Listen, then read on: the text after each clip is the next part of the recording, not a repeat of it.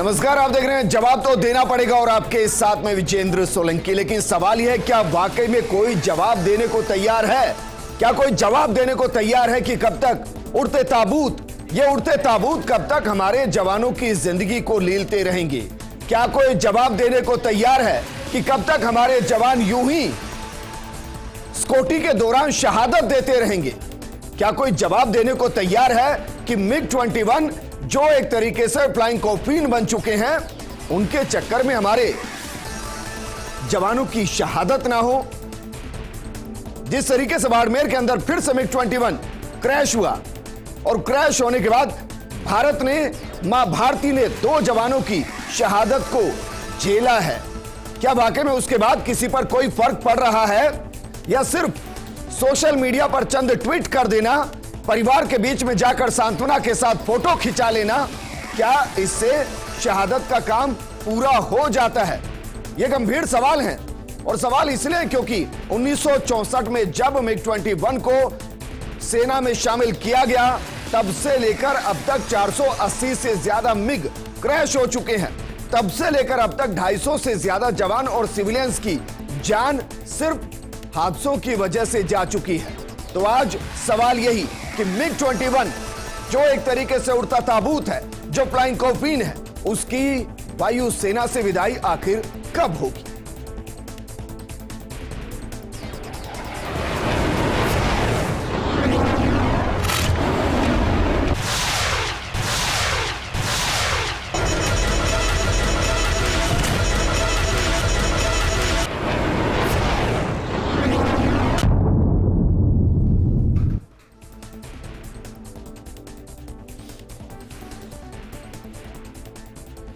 सवाल सबसे गंभीर यही है कि MiG-21 की विदाई कब होगी? क्या 2024 जब तक के लिए वायुसेना कह रही है कि MiG-21 को रिटायर कर दिया जाएगा?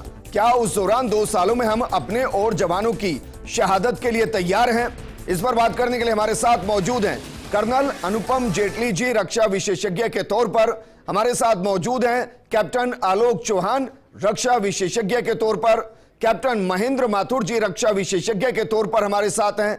हमारे साथ मौजूद है भारतीय वायुसेना में तकनीकी शाखा में रिटायर्ड रघुवीर सिंह जी। हमारे साथ मौजूद हैं कांग्रेस नेता राजेंद्र मेघवाल जी। शुरुआत रघुवीर जी आपके साथ में करना चाहूंगा, क्योंकि हर बार जब कोर्ट ऑफ इंक्वायरी बुलाई जाती है तो कहा जाता है कि टेक्निकल समस्या है और इस वजह से MiG-21 क्रैश हुआ है। सर, 483 MiG-21 1964 से अब तक क्रैश हो चुके हैं। अगर तकनीकी शाखा, अगर तकनीकी कमी है तो उस या तो कमी को दूर करें या MiG-21 को बाहर करें। दोनों में से कोई एक विकल्प क्यों नहीं चुना जाता? Agreed upon. सबसे पहले तो मैं इन दोनों पायलट जो शहीद हुए हैं उनकी आत्मा को शांति दे ईश्वर, और इनके परिवार को भी हिम्मत दे, ये कामना करता हूँ जी। दूसरी बात, आज अपन घूम घूम के MiG-21 को ताबूत बता रहे हैं। आज की हालत के अंदर हकीकत में ये ताबूत है, बन गया है जी। कभी ये भी एक हीरो था सर, 71 में था, 99 था। हमने दिखाया किस तरीके से दुश्मनों पर कहर बनकर टूटा। लेकिन हर मशीन की एक एक्सपायरी होती है सर। 71 की लड़ाई के अंदर मैं वहीं मौजूद था जहां से आज ये टेक ऑफ किए, उत्तरलाई जी। उसी 71 लड़ाई के अंदर मैं वहीं था, ऑन ड्यूटी था, और आज वहीं से एयरक्राफ्ट जो वहाँ विदाई हुई है उसको देख के मेरे को बहुत बड़ा दुख हो रहा है। हकीकत क्या है, 90 से लेकर 2000 तक मैं MiG के अंदर काम करता था जी, and I was proud of it. हकीकत रियली हुआ क्या थी, 85 में तो रशियन ने इसको बंद कर दिया जी। और हमारे पास में जो कल पुर्जे होते हैं, spare parts, we were running short of that जी। किसी तरीके से 18 एयरक्राफ्ट होते थे, एक स्क्वाड्रन के अंदर 2 ट्रेनर होते थे। 18 के 18 को सर्विसेबिलिटी दिखानी पड़ती थी। Every month we have to fly it जी, चाहे है या नहीं है। इसका पार्ट निकाल के इसमें डाल दो, इसका पार्ट निकाल के इसमें डाल दो, फ्लाई कराओ और लाके बैठा दो। This is I am talking about 90 से लेके 2000 तक जी। उस समय ये हालत थी। अब 22 साल पहले की बातें कर रहे हैं 22 सर? साल पहले 2000 अभी में ये हाल रिटायर हो गया। MiG-21 के। या तो अभी के हाल बताइए सर, क्या है? अभी की हाल तो अब क्या होगा मुझे क्या मालूम। 20 साल हो गए मुझे रिटायर हुए, 22 साल, लेकिन उस समय ये हालत थी। तो आज भी ये उड़ रहे हैं, ये तो एक अचंबा ही है, पता नहीं क्या बात है। सर ये इसलिए उड़ रहे हैं ना क्योंकि कोई नेता का बेटा इनमें नहीं उड़ रहा है। और तो मैं क्या कहूं, बताइए आप। 2012 में तत्कालीन रक्षा मंत्री ए के एंटनी ने रिपोर्ट दी थी, बताया था कितने फाइटर MiG-21 क्रैश हुए हैं, कितने जवानों की जान गई है। 2000 में इसको डिसकंटिन्यू करना था, 2022 में भी हम इसको कंटिन्यू कर रहे हैं। कर्नल अनुपम जेटली जी हमारे साथ हैं। अनुपम जेटली जी, सर कब तक ये खबरें देखते रहेंगे हम कि MiG-21 क्रैश हुआ, जवान की शहादत हो गई। 2021 में सर 5 MiG-21 क्रैश हुए हैं और 2022 में क्रैश हो रहे हैं। 2013 में हुए, 14 में हुए, 15 में हुए, 16 में हुए, 18 में हुए, 19 में हुए, 21 में हुए, 22 में हुए। शायद ही कोई साल गया होगा जब MiG-21 क्रैश नहीं हुआ। अनुपम जेटली जी, जिस देश ने इसको बनाया उसने 1985 में इसका प्रोडक्शन बंद कर दिया। आज की तारीख में हम 59 साल के बाद 63 में यह पहला जहाज MiG-21 रशिया से आया था। 59 साल बाद हम इस देश में इस जहाज को चला रहे हैं। क्यों चला रहे हैं? क्योंकि एक प्रोसीजर होता है कि नया इक्विपमेंट इंडक्ट किया जाएगा और पुराने को फेज आउट किया जाएगा। नया इक्विपमेंट का शोर बहुत करते हैं हम, मीडिया की सुर्खियों में जाते हैं, वाहवाही लूटता है देश, जो भी राजनीतिक पार्टी है, मगर वो कभी भी वो मुकम्मल सामान नहीं दे पाती, वो इक्विपमेंट नहीं दे पाती फौज को जिसकी फौज को जरूरत है। आज से 10 साल 12 साल पहले ये डिसाइड किया गया था कि 126 राफेल आएंगे।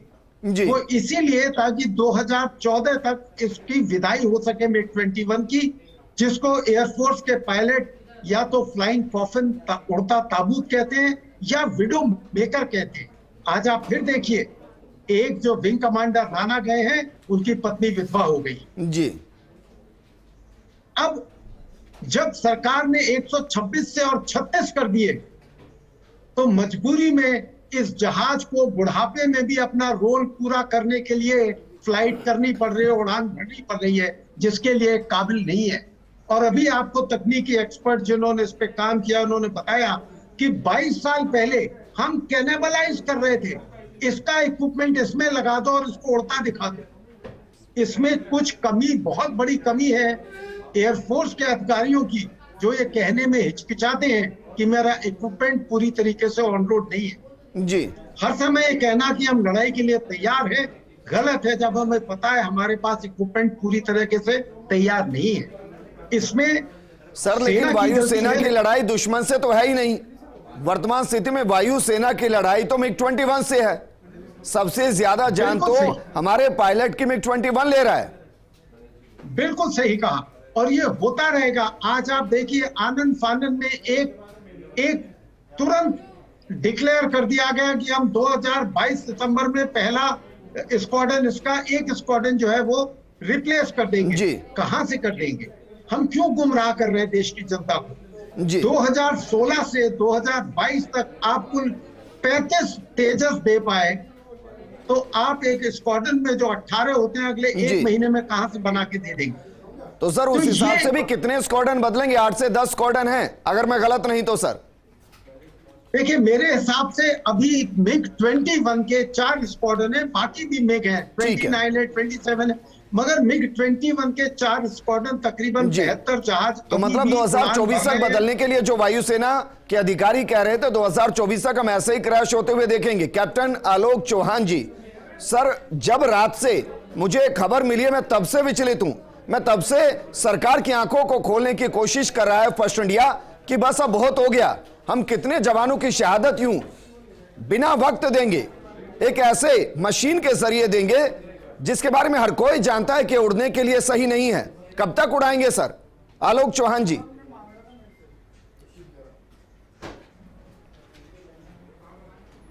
हाय, गुड इवनिंग।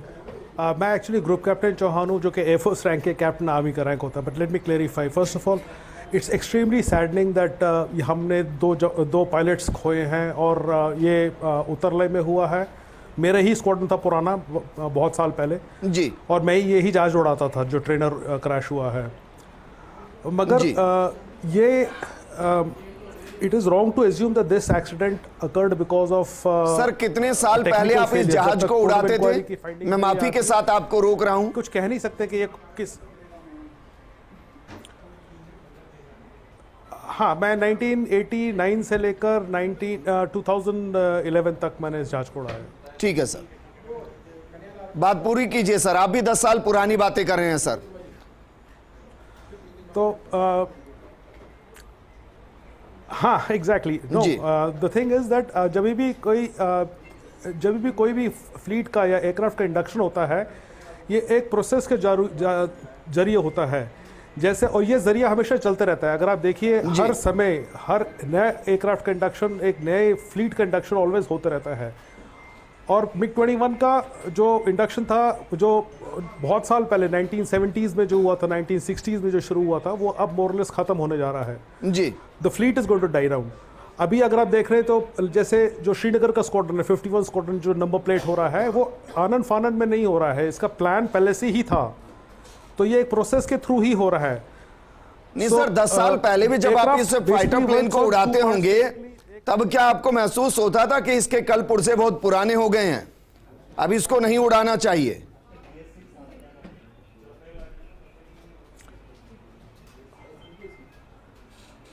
मैं उसको उस लेवल तक तो नहीं ले जाऊंगा, क्योंकि अगर कोई सोचे कि ये जहाज ऐसा है कि इसको उड़ाया नहीं जा सकता, तो कोई उड़ाएगा नहीं।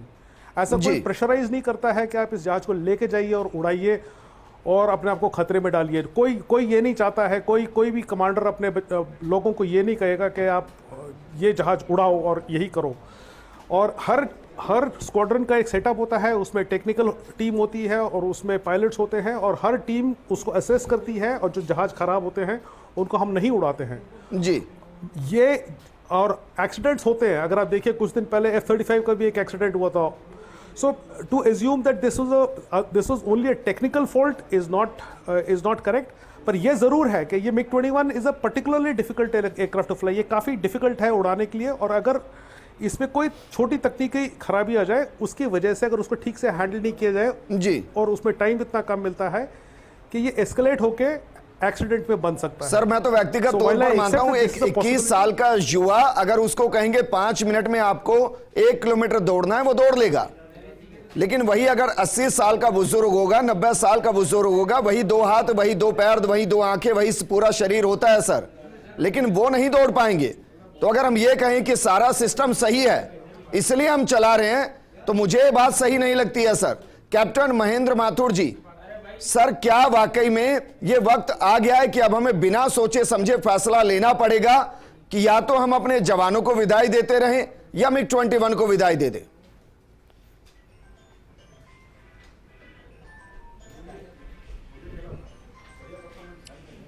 विजेंद्र जी, मैं पूरी डिबेट को सुन रहा हूँ और मेरा ये मानना है कि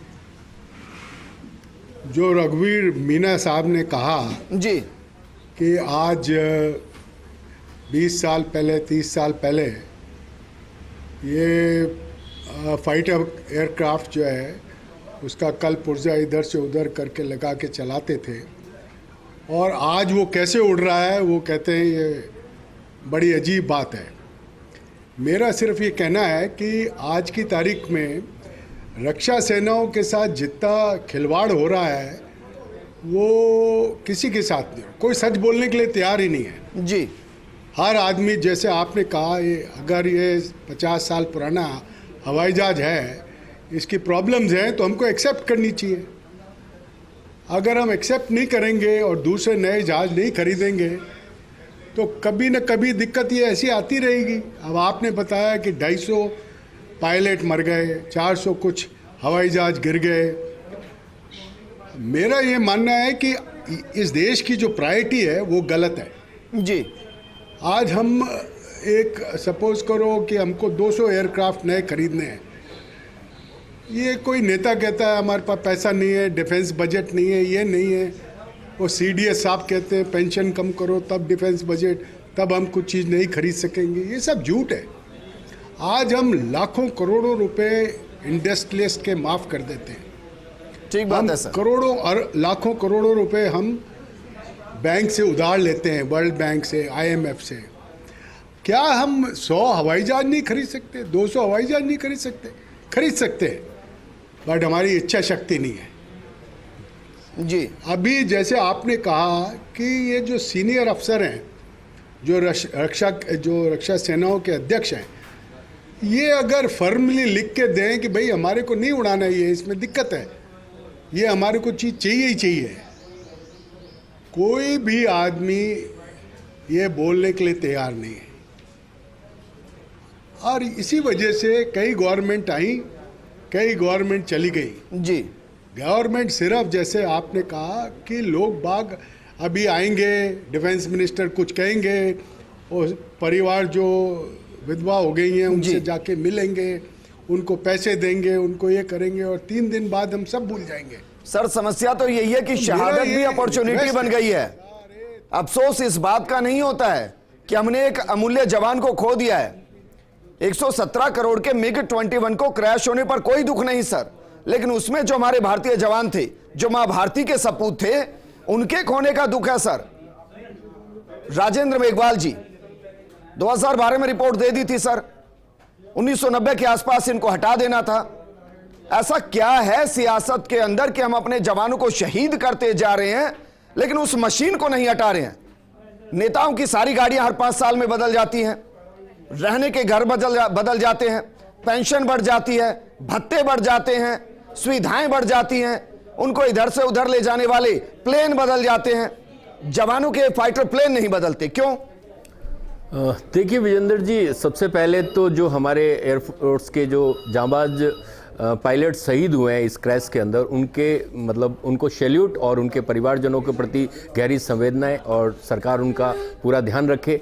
और सबसे बड़ी बात मैं आपको कहना चाहता हूं कि हमारी सरकार UPA 2 के अंदर, आपको पता होगा कि फ्रांस के डसा एविएशन के साथ में हमारा एक करार हुआ था जिसके अंदर 126 फाइटर प्लेन राफेल के आने थे, और उसके अंदर करार भी 570 का हुआ था। और उसके बाद सरकार बदलने के बाद में इन्होंने उस करार को भी 3 गुना का वो कर दिया। टेक्नोलॉजी ट्रांसफर भी नहीं था। हिंदुस्तान एरोनॉटिक्स लिमिटेड जो रक्षा क्षेत्र की सबसे बड़ी एविएशन सेक्टर की सबसे बड़ी कंपनी है, उसको भी बाईपास कर दिया, और एक नई कंपनी जो कि 10 दिन पुरानी थी उसको वो दे दिया गया। और प्लेन भी अब 36 ही मिलेंगे, और वो भी आपको पता है कि 2016 में जो करार हुआ उसके बाद में अब तक तो कोई प्लेन आया नहीं।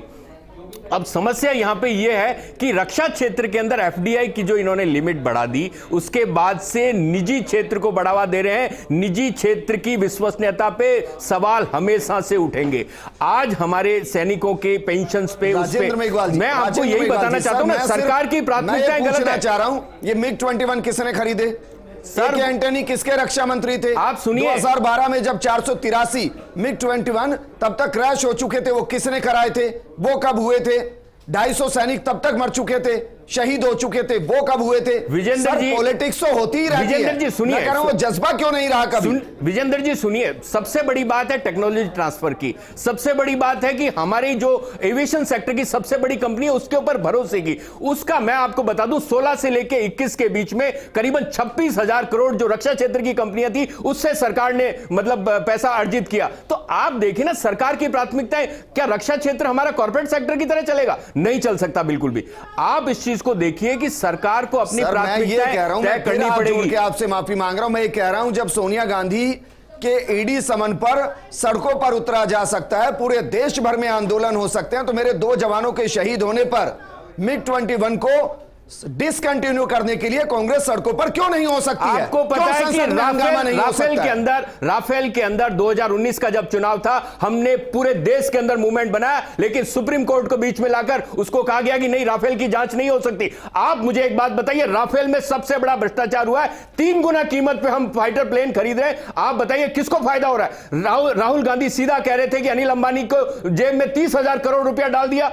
आप देखिए ना, रक्षा क्षेत्र के अंदर आप पिछले 4 साल के अंदर रक्षा सेक्टर में कितनी रिक्रूटमेंट हुई? रघुवीर सिंह जी, कितनी रिक्रूटमेंट हुई, कितने इक्विपमेंट बने? सर सवाल मेरा बहुत सिंपल है, क्या हम इंतजार कर रहे हैं कि ज्यादातर MiG-21 क्रैश हो जाएं तो अपने आप खत्म हो जाएंगे? नहीं सर, देखो साहब तो पॉलिटिक्स में चले गए, अपना सब्जेक्ट है 21, जी। MiG 21, okay. ये तो पॉलिटिशियन है, they will talk like this only, but I suggest, as I have work on this aircraft for 10 years, I suggest this aircraft should be removed immediately. जी this is my suggestion. Of course I am not so sir, इससे वायुसेना कमजोर तो नहीं होगी? क्या होगी, 4 squadron है, 18 चौक 72 एयरक्राफ्ट है, जी उसमें से जो aircraft which is really unfit for flying, दो शुड बी रिमूव्ड ऑनरेबली। आप ये कह रहे हैं कि 72 से 75 के आसपास जो MiG 21 इस वक्त हैं, उनमें से कम 30 को हम ऐसा कर लें कि जो बेहतर तरीके से हो, 41-42 को हटा दें, रिप्लेस करके अच्छे पुर्जों पे एक दूसरे के साथ कर दो उनको, और जो जितने बचते हैं जो फिट है एकदम फ्लाइंग के लिए करके, and keep on flying for 2 years मोर। तो ये तो अधिकारी भी सोचते होंगे, नहीं सोचते होंगे सर? सोचते हैं, but what they want, their motto is to get the bloody credit. कोई भी जो कमांड कर रहा है वो ये नहीं चाहता कि मेरे स्क्वाड्रन के अंदर जी 2 एयरक्राफ्ट या 4 एयरक्राफ्ट अनसर्विसेबल दिखाऊं, नहीं दिखाना चाहते वो यही दिखाना चाहते हैं कि वो ये नहीं 100% दिखाते कि मेरे स्क्वाड्रन में से कितने शहीद हो गए। वो हो क्या, अपने आप बस स्टैंड के अंदर ले लो जाके, बसों के अंदर भी लोग इस बस को चलाते हैं, वो भी नहीं दिखाना चाहते कि भाई हमारे इतने बस बेकार है। ये तो एयरक्राफ्ट है, everybody is doing like this. मतलब आप ये कह रहे हैं शहादत की इन नेताओं के, अधिकारियों की नजर में कोई कीमत नहीं है? नेताओं की मैं नहीं जानता, लेकिन फौजी अफसर दुखी है, जी। बट करें क्या, व्हाट टू डू। ठीक है, मेरे पास ड्यूटी वक्त की है, कमी है। करनी अनुपम Jaitley ji, sir final comment मैं आपसे चाहूंगा, और मैं चाहूंगा कि एक ऐसा सॉल्यूशन दीजिए सर कि मुझे ऐसे प्रोग्राम ना करने पड़े। मुझे प्रोग्राम ये करने पड़े कि मेरे फाइटर जेट के जरिए मेरे फाइटर दुश्मनों को धूल चटा रहे हैं, शहादत नहीं दे रहे हैं। आपने बिल्कुल सही बोला। ये जो स्क्वाड्रन है जो उत्तर लाई में है, हमारी पश्चिमी सीमाओं की हवाओं को और सीमाओं को सुरक्षित करता है, जहां पाकिस्तान आज की सरकार के मुताबिक हमारा बहुत बड़ा दुश्मन है जी। जबकि फौज ने पाकिस्तान को बड़ा दुश्मन मानना बहुत पहले बंद करके और चीन को बराबरी के लिए सोचना शुरू किया था। अगर पाकिस्तान हमारा बड़ा दुश्मन है तो उसके लिए बेहतर से बेहतर हवाई जहाज और फौज का इक्विपमेंट वहां होना चाहिए। क्यों हमने 60 साल पुराना जहाज रखा हुआ है? क्यों हम कुल 36 राफेल लेके आए जब हमें पता था 126 की जरूरत है, जो एयरफोर्स ने बताया था? शायद इसलिए क्योंकि फौज में ब्यूरोक्रेट्स के और नेताओं के बच्चे नेग्लिजिबल मात्रा में है, या शायद नहीं है। इसलिए यह जरूरी है कि जिस तरह आपने इतना अच्छा प्रोग्राम किया सरकार की आंख खोलने के लिए, ऐसे ही बाकी जितनी पॉलिटिकल पार्टीज हैं वो प्रेशर डालें, वो धरना प्रदर्शन करें, समाज के जो लोग हैं प्रतिष्ठित वो इसके ऊपर एक्शन ले सोशल मीडिया पे, ताकि सरकार को आईना दिखाया जा सके और हमारे जाबाज सिपाहियों की जीवन को बचाया जा सके। ठीक है सर। आलोक चौहान जी, फाइनल कमेंट सर 10 सेकंड में। क्या आप मेरी इस बात से एग्री करते हैं कि अगर सही है तो मिनिमम टाइम के अंदर मैक्सिमम MiG 20 को बाहर किया जाए?